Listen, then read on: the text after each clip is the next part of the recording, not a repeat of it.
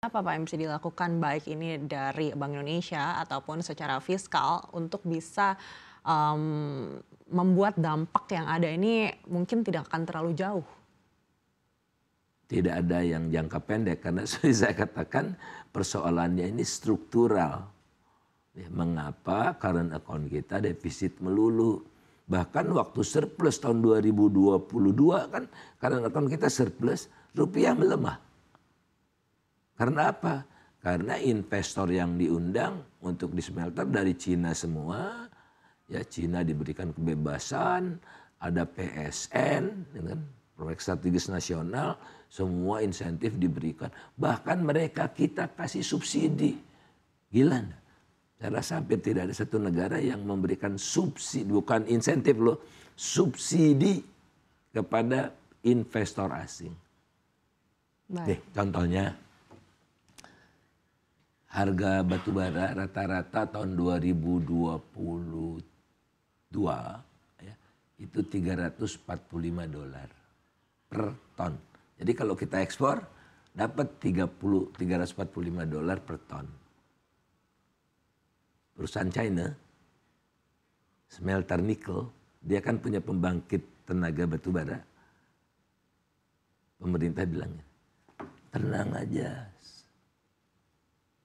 Jangan khawatir harga batubara naik. Saya kasih ini, saya ikhlas nih, kata mereka itu, kata si penguasa oligark ini. Saya kasih $70. Dia enggak bagaimana enggak menari-nari. Jadi $275 per ton, subsidinya kali berapa ratus juta ton. Artinya hilirisasi saat ini menurut Bapak tidak efektif sama sekali? Ugal-ugalan. Ya coba bayang, kita kan mengundang investor untuk membantu peningkatan kesejahteraan kita kan. Win-win. Kita makin sejahtera, investornya untung. Nah kalau sekarang mengundang, tidak semua ya, mengundang investor, hasil yang kita dapatkan boro-boro 10%, boro-boro 0, impas gitu. Tapi minus. Baik, lalu ke depannya seperti apa Pak? Apalagi hilirisasi ini kan akan diperluas rencananya tidak hanya di sumber daya alam saja begitu, tapi di sektor-sektor lain termasuk pangan atau pertanian ini juga katanya akan diberlakukan hilirisasi. Sementara kita tahu pangan kita sendiri saat ini masih banyak yang impor. Ya iya tadi, Indonesia defisit pangan 2023 ya. Indonesia mengalami defisit pangan tertinggi sepanjang sejarah, 5,3 miliar US dollar. Jadi pangan defisit, BBM defisit, industri manufaktur defisit. Jadi apa yang dilakukan? Kata pemerintah gampang, santai aja. Kita kuras kekayaan alam sedalam-dalamnya, semasif-masifnya. Jadi nanti makin dikasih konsesi tambang, konsesi macam-macam kepada investor itu supaya bisa ekspor. Yang kita bisa ekspor kan batu bara. Kemudian udah deh hutan itu babat buat CPO gitu kan. Timah, korupsi gitu kan. Macam-macam itu. Jadi karena apa? Tidak mau menyelesaikan persoalannya yang di akar itu. Jadi satu-satunya cara kan gitu kan. Bagaimana kita menutup defisit perdagangan ini? Kan tidak bisa pakai rupiah, pakai dolar. Oleh karena itulah itu eksploitasi alam akan semakin masif agar kita tidak mengalami defisit neraca pembayaran yang berlebihan gitu. Kan ini tidak boleh dilakukan, itu tidak benar.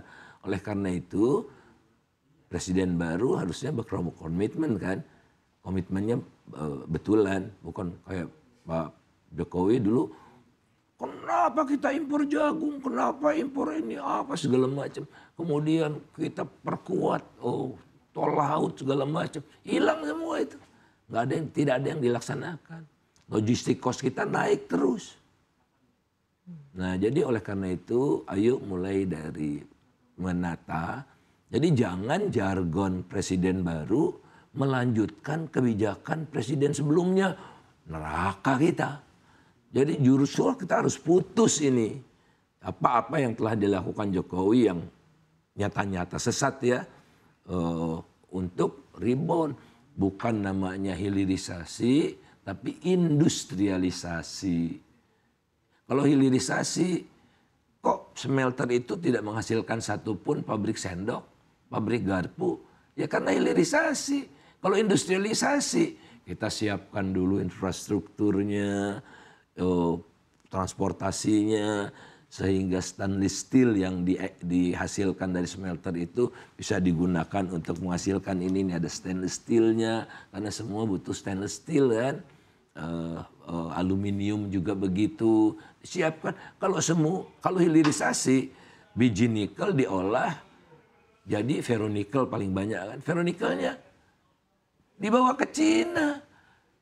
Jadi industrialisasi yang harus kita kembangkan, jangan hilirisasi. Sekarang semua waktu kampanye ya, apapun masalahnya solusinya hilirisasi. Jelas-jelas hilirisasinya merugikan bangsa Indonesia. Nikel.